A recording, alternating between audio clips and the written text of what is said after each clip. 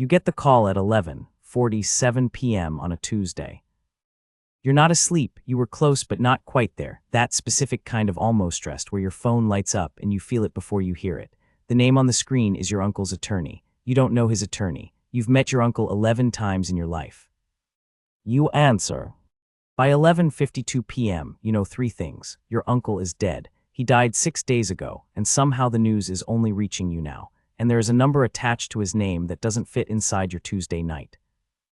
$340,000.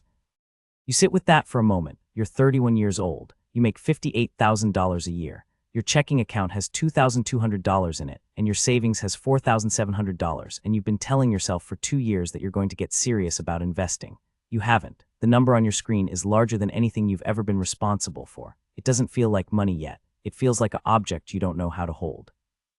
The attorney speaks for 4 more minutes. You catch fragments: probate, estate, timeline. He says the phrase 72 hours twice. The first time you don't register it, the second time you do. He means you have 72 hours to tell him what you want to do with the distribution, whether you want it wired to a personal account, directed into some kind of trust vehicle, held in the estate while you decide. He is careful not to give you advice. He is very good at being careful. You hang up at 11:58 p.m. and you don't move for 6 minutes. Here is the first thing nobody tells you about sudden money. The primary emotion is not joy. It's a specific kind of vertigo. The ground hasn't disappeared. It's shifted 1 degree, just enough that you can't find your footing. Everything you built your financial life around, the paycheck, the budget, the slow grind, is still technically true. And sitting right next to it is a number that makes all of it feel like a footnote. You open your laptop. The first thing you search is whether inheritance is taxable. You need this answered before anything else, because the number in your head is $340,000, and you want to know if that's actually the number. Here's what you find. Federal inheritance tax does not exist in the United States. The federal government does not tax the person who receives the inheritance. It taxes the estate of the person who died, and only if that estate exceeds $13.61 million. Your uncle's estate does not exceed $13.61 million, so federally, you owe nothing. But you're in Pennsylvania, and Pennsylvania is one of 6 states that still charges an inheritance tax at the recipient level. The rate depends on your relationship to the deceased. Spouse, 0. Child, 4.5%. Sibling, 12%. Anyone else, 15%. You are your uncle's nephew. That's not a child. That's not a sibling. You do the math at 12:14 a.m. 15% of $340,000 is $51,000. Your inheritance is $289,000. That number lands differently, still large, still real, but you've already lost $51,000 in 14 minutes without spending a dollar. You've just learned the first rule of inherited money. The number you hear on the phone is never the number you keep. You don't sleep, you know you won't. So instead you start building a list in your notes app, not of things to buy, but of decisions that need to be made. You've been inside enough financial anxiety to know that the danger right now is not ignorance. The danger is speed. People who receive sudden money and act immediately almost always act wrong. They buy something they've wanted. They pay off a debt that felt symbolic. They give some away because the guilt is easier to spend than to sit with.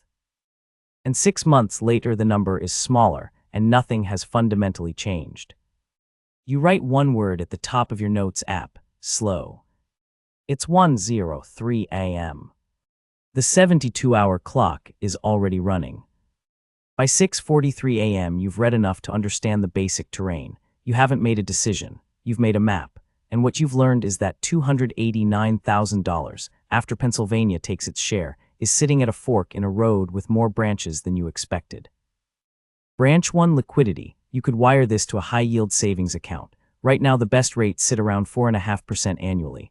On $289,000, that's roughly $13,000 per year in interest, guaranteed, insured by the FDIC up to $250,000. Safe, boring. Slowly eroded by inflation if you leave it too long, because 4.5% sounds like growth, until you remember that real inflation runs closer to 3%, and the gap between them is thinner than it feels. Branch 2: the market. You could open a brokerage account and invest, but invest how? In what? The S&P 500 index has returned an average of roughly 10% annually over the last 50 years. On $289,000, that's $28,900 per year on average. If you hold, if you don't panic, if you understand that average means some years are 30% up and some years are down 20, and the average is only visible from 30 years out, not from inside the year it's happening. You're 31. You have 34 years until traditional retirement age. The math on this branch is the most powerful thing you've ever seen. It's also the branch that requires you to do nothing, repeatedly, for 3 decades. Branch 3, real estate. You could use this as a down payment. In most mid-tier American cities, $289,000 is enough to put 20% down on a $1.4 million property, or to buy outright in the $250,000 to $280,000 range in smaller markets. Real estate is the inheritance decision that feels most like doing something. Which is exactly why it's the most dangerous branch to walk down at 6:43 in the morning on no sleep.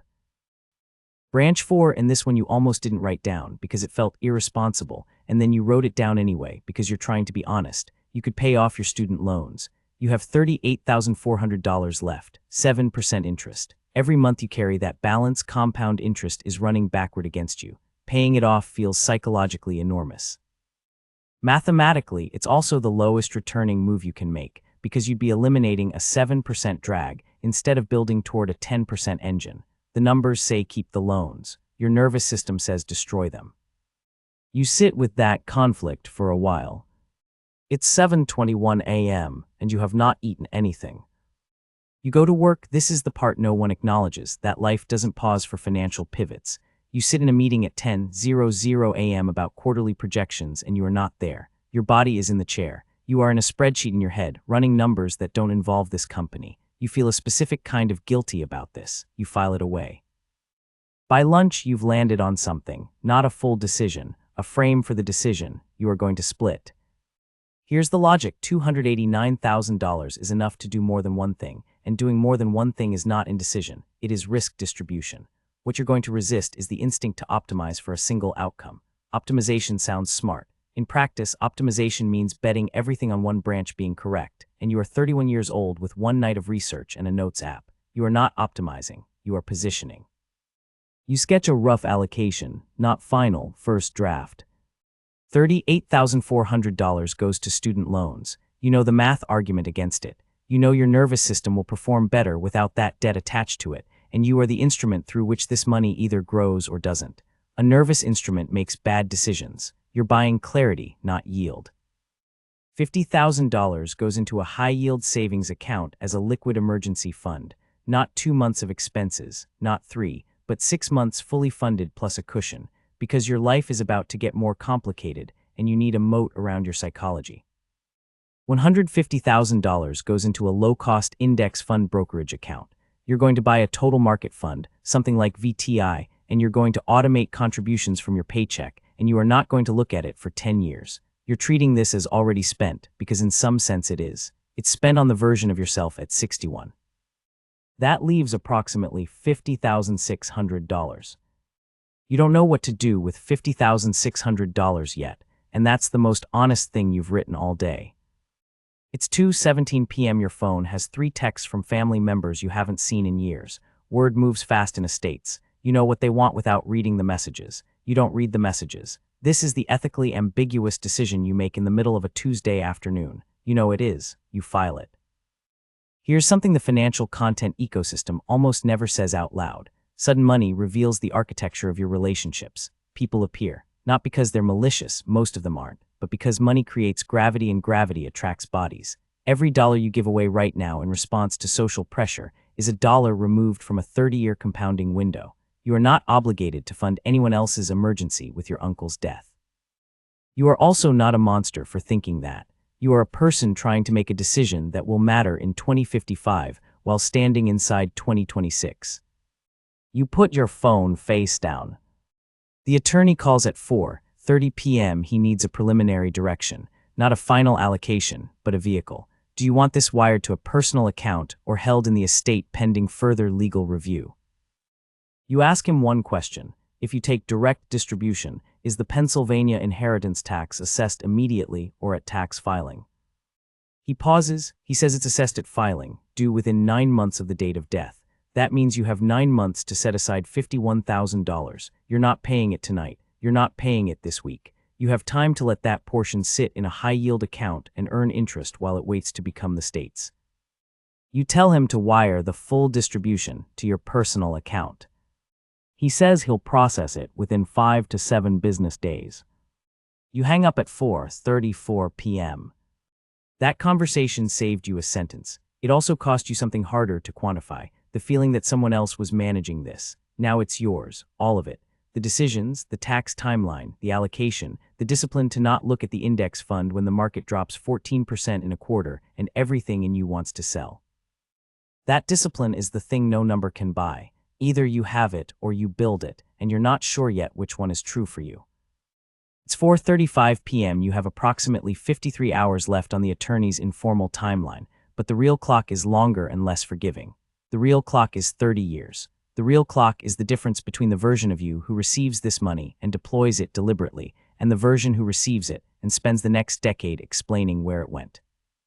You know people in both categories. You've watched both outcomes from a distance. You've always assumed you'd be in the first group. Now you're being asked to prove it.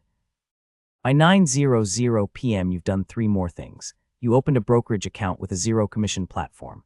You scheduled a call with a fee-only financial advisor for Thursday morning, not a commission-based advisor, specifically fee-only, because a commission-based advisor makes money when you buy products, and a fee-only advisor makes money when you pay them a flat fee, and those incentives are not the same.